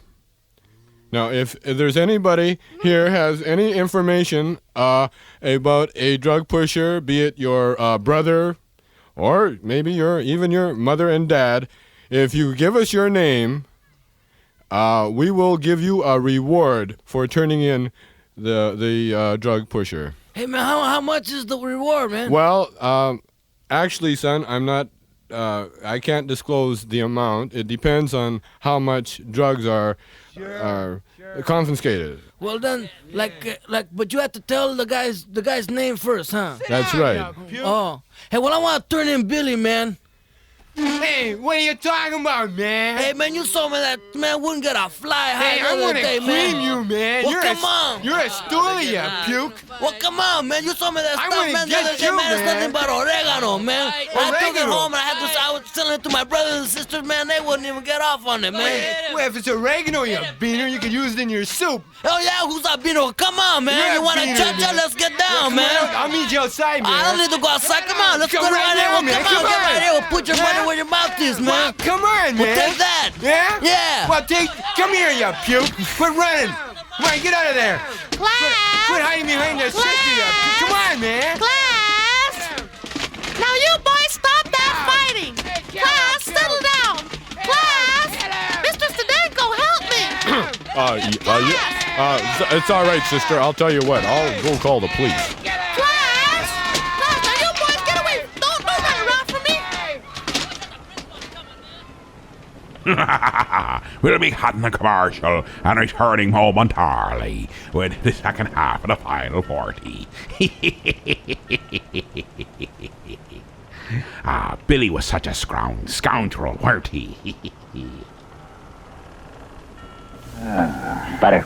Oh, what was that? Butter. Parquet margarine. Butter. No, parquet. It says right on your lid, parquet margarine. Butter. Parquet. Smooth, delicious. Butter. Parquet. Oh, yeah. Parquet margarine from Kraft. The flavor says butter.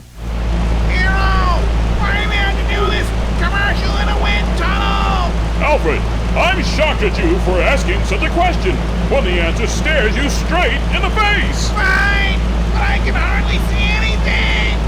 All this wind blew my glasses away. Just tell me already. Why, it's simple, my fine-sighted friend. It's because the Pop Market will be back at the Elmira Heights American Legion on Scottwood Avenue on Sunday, October 2nd from 11 a.m. to 4 p.m. and with over 75 tables with artists, crafters, authors, and various vendors of pop culture, fun, and merchandise, people will be blown away by everything they see. But, Hero, why a wind tunnel? Because they will be blown away that the admission is free. And my favorite cooks from Big Nerd Coffee will be making food in the kitchen. But, Hero! Wow! Isn't that great? He was so excited that he just flew off to get ready for the Pop Market on Sunday, October 2nd. That's stupendous!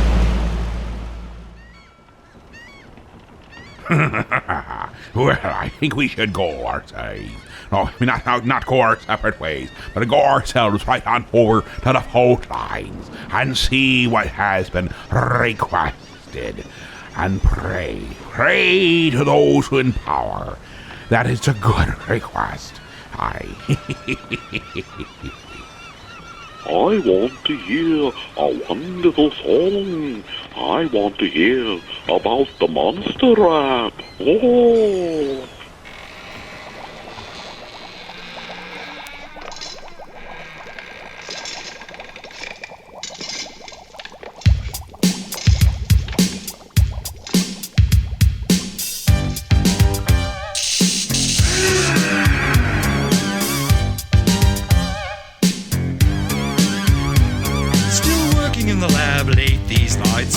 Grown used to eerie sights. I created a monster who could dance and walk, but I couldn't teach him how to talk. My faithful assistant, that hunchback fool who wastes his time in DJ school, says, Have to get hip, don't be a sap. Deep degree of the monster rap. You've gotta shock the body, shock the body, shock the body, shock the body, shock the body, shock the body, shock. Igor, you idiot. Yes, master. Some vocal cords. Yes, master. 'Cause I just want to hear him speak, and tonight the storm will reach its peak. Connect electrodes, turn on the power, we operate within the hour. The kites went up without a hitch, then Igor screamed, I'll pull this switch. Bolt came down, his headwind zapped. Now he's doing the monster rap. Shock the body, shock the body, shock the body, shock the body, shock the body, shock the body, shock.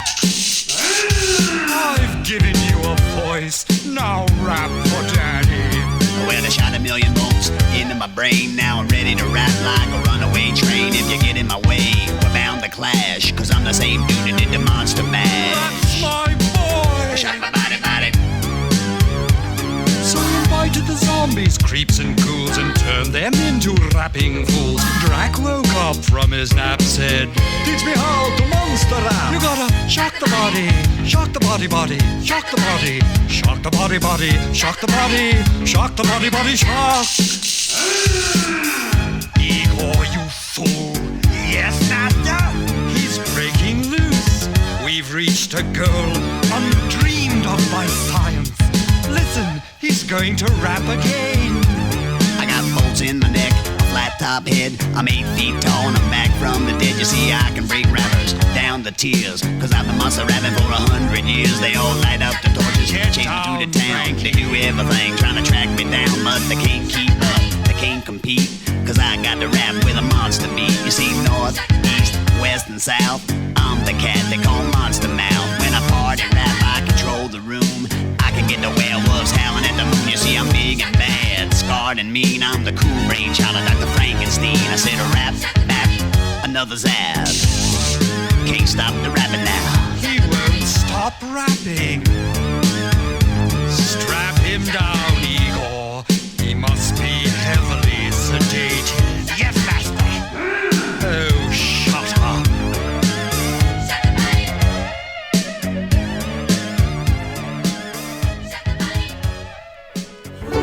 It was homecoming night at my high school.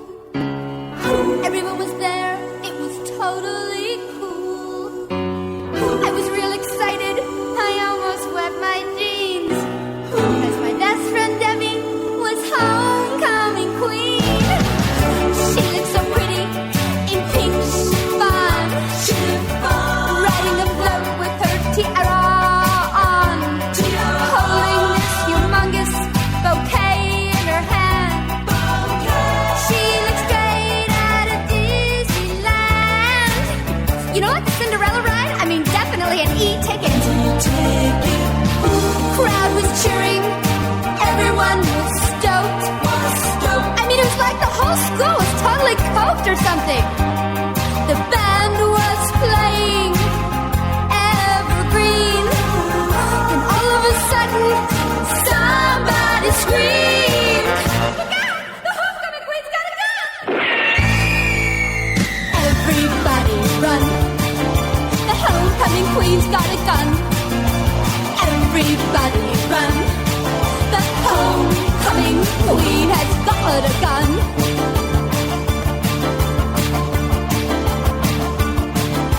Debbie's smiling and waving her gun, picking off cheerleaders one by one. Oh, Buffy's pom-pom just flew to bits. Oh no, Mitzi's head just did the splits. God, my best friend's on a shooting spree. Stop it, Debbie, you're embarrassing me. How could you do what you just did? Are you having a really bad period? Everybody run. The homecoming queen's got a gun. Everybody run. The homecoming queen has got a gun. Stop, Debbie, you're making a mess. Kind of burns all over your dress. An hour later, the cops arrived. By then, the entire Glee Club had died. No big loss. You wouldn't believe what they brought to stop her. Tear gas, machine guns, even a chopper. Throw down your gun, SDR, and come out of the float. Debbie didn't listen to what the cops said. She aimed and fired, and now the math teacher's dead. Oh, it's really sad, but kind of a relief. I mean, we had this big test coming up next week. Everybody run. The homecoming queen's got a gun. Everybody run. The homecoming queen has got a gun. Having a blast. She's wasting half of the glass. The cops fired a warning shot that blew her off the float. I tried to scream duck, but it stuck in my throat. She hit the ground and did a flip. It was real acrobatic, but I was crying so hard I couldn't work my Instamatic. I ran down to Debbie. I had to find out what made her do it. Why'd she freak out? I saw the bullet had got her right in the ear. I knew then the end was near. So I ran down and I said in her good ear, "Debbie, why did you do it?"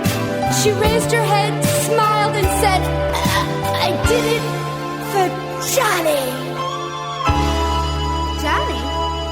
Well, like, who's Johnny? Answer me, Debbie, who's Johnny? Does anybody here know Johnny? Are you Johnny? There was one guy named Johnny, but he was a total geek. He always had food in his braces. Answer me, Debbie, who's Johnny? Oh, God, this is like that movie, Citizen Kane, you know, where you later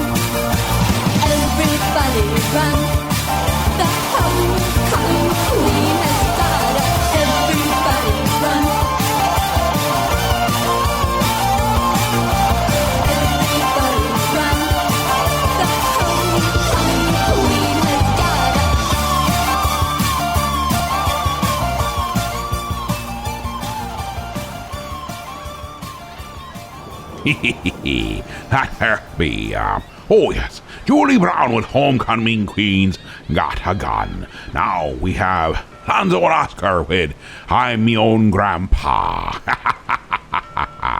Write it down. He's got it technically, he's got it correctly. Yeah, that's the word. It sounds funny, I know, but it really is so. Oh, I'm my own grandpa. I'm my own grandpa. I'm my own grandpa. It sounds funny, I know, but it really is so. Oh, I'm my own grandpa. Now many years ago when I was 23, I was married to a widder who was pretty as could be. This widder had a grown-up daughter who had hair of red. My father fell in love with her and soon they two were wed. This made my dad my son-in-law and changed my very life. My daughter was my mother, cause she was my father's wife. To complicate the matter, even though it brought me joy, I soon became the father of a bouncing baby boy. My little baby then became a brother-in-law to Dad, and so became my uncle, though it made me very sad. For if he was my uncle, then that also made him brother of the widow's grown-up daughter, who of course was my stepmother. I'm my own grandpa. I'm my own grandpa. It sounds funny, I know, but it really is so. Oh, I'm my own grandpa. Father's wife then had a son who kept them on the run, and he became my grandchild, for he was my daughter's son. My wife is now my mother's mother, and it makes me blue, because although she is my wife, she's my grandmother too. I'm my own grandpa. I'm my own grandpa. It sounds funny, I know, but it really is so. Oh, I'm my own grandpa.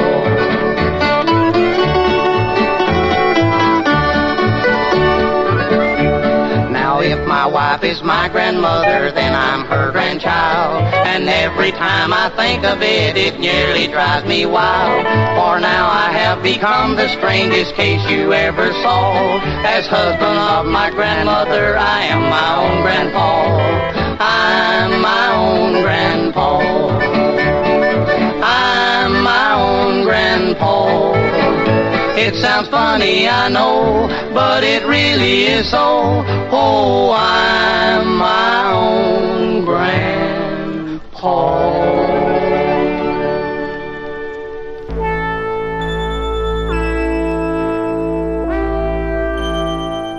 Space, the final frontier. These are the voyages of the Starship Booby Prize. Its 5-year mission: to sell T-shirts, toy phasers, plastic communicators, and anything else we can think of, to seek out new life in old plots and complications, to boldly go where everyone has gone before. Star Trek.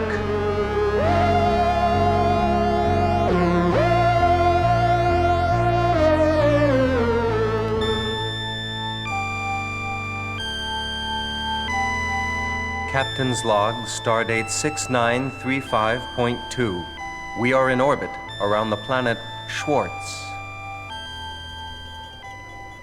Engineering to Captain Jerk. Engineering to Captain Jerk. Jerk here. What is it, Snotty?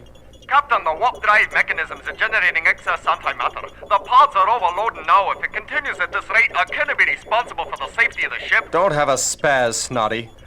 But the whole ship's gonna blow itself to pieces, Jim. I want answers, mister! Well, I tried shoving a wiener on the warp drive, but it didn't do a bit of good. By the by, would you have a wee bit of mustard up on the bridge? Mr. Schlock? No mustard, Captain. Analysis, Schlock? It would appear that Lieutenant Snot is about to eat a wiener without mustard. As always, your logic is impeccable, Mr. Schlock. However, I was referring to the emergency in the ship's warp drive. I would say that the program is at too early a stage to permit solving any serious difficulties, Jim. Recommendation? Suggest you wait for further plot complication before undertaking corrective measures. Logical, Mr. Schlock. Perfectly logical. Dr. McCoy? I'm a doctor, not a scriptwriter! Warning, this is a plot complication. Warning, this is a plot complication. Warning. Plot complication showing up on ship's sensors now, Captain. I'm switching to visual. What is it, Mr. Schlock? Computer data is coming in now, Captain. It's just what we need. A colossal negative space wedgie of great power coming right at us at warp speed. Mr. Lulu, commence evasive actions. Yes, Captain Jack. Evasive actions ineffective, Captain. The wedgie is turning with us and closing rapidly. Estimated time of impact, approximately 16.9 seconds. 15. Bridge to engineering. 14, Snot here, Captain. 13, What's not there, Snotty? I said snot here, Snotty, Captain. give me full power. Get us out of here fast. I cannot do it. The toilets are backed up into the warp drive. It'll take time to make repairs. Time? Mr. Schlock? 1. Wipe out. Readings are off the scale, Captain. I have not encountered this phenomenon before. Damage report. Lieutenant Manura? Well, honey, I'd say we took a shellacking out here. Fascinating. What is it, Mr. Schlock? The force field seems to have passed through us and entered the surface of the planet Schwartz. Yet tricorder readings fail to indicate any such energy from the planet. Opinion, Mr. Schlock? Insufficient data, Captain. Into the elevator, Mr. Schlock. Let's beam down to the planet's surface so I can find an alien to fall in love with before the program's over. You usually do. Ain't I something? Mr. Lulu, you've got the con. Thank you, Captain Jack. Elevator, transporter room. I'm fine, how are you? Elevator, I said transporter room. I'm fine, how are you? Oh, forget it. Elevator to engineering. Beam us down from here, Snotty. Aye, aye, Captain. You're locked on coordinates now. Energize, Mr. Snot.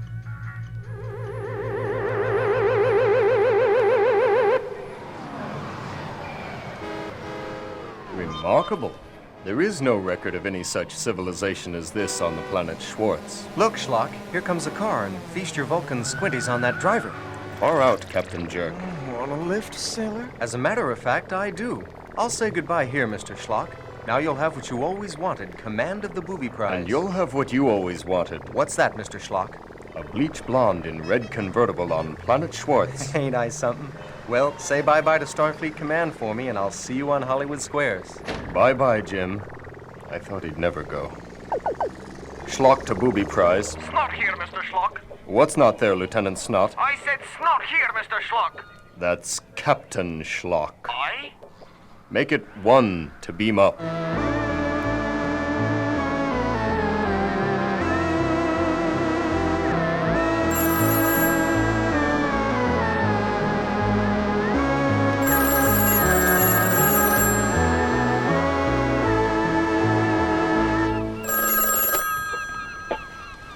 Hello there, Bobby. Yeah, I made it over here to England just fine. Oh, it's a shame about Betsy. You know, we used to get together, get in her ambulance and go on a tear around the countryside together. I tell you what, that girl could drive. Her son Charlie give me good joke. Let's see. It goes, oh yeah. 2 guys walks into a bar. The third one, Pete Duck. That guy's such a cracker. Anyway, I sings now. Dizzy garden, body garden, only happy faces bloom there, and it's never any love there. Very, I gloom there. Oh, there's music, and there's dancing, and a lot of sweet romancing. When they play the polka, they all get in the swing. Every time they kiss their papa, everybody feels a tra-la-la. They want to throw their cares away chocolate. Then they hear the rumble on the floor. It's the big surprise they's waiting for. And all the couples form a ring. For miles around you'll hear them sing. Roll out the barrel, this heavy barrel of fun. Roll out the barrel, we've got the blues on the run.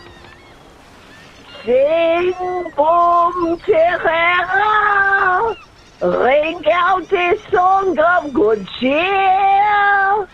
Now's the time to roll the barrel, 'cause the gang's all here. Well, I do believe we've been tortured well enough.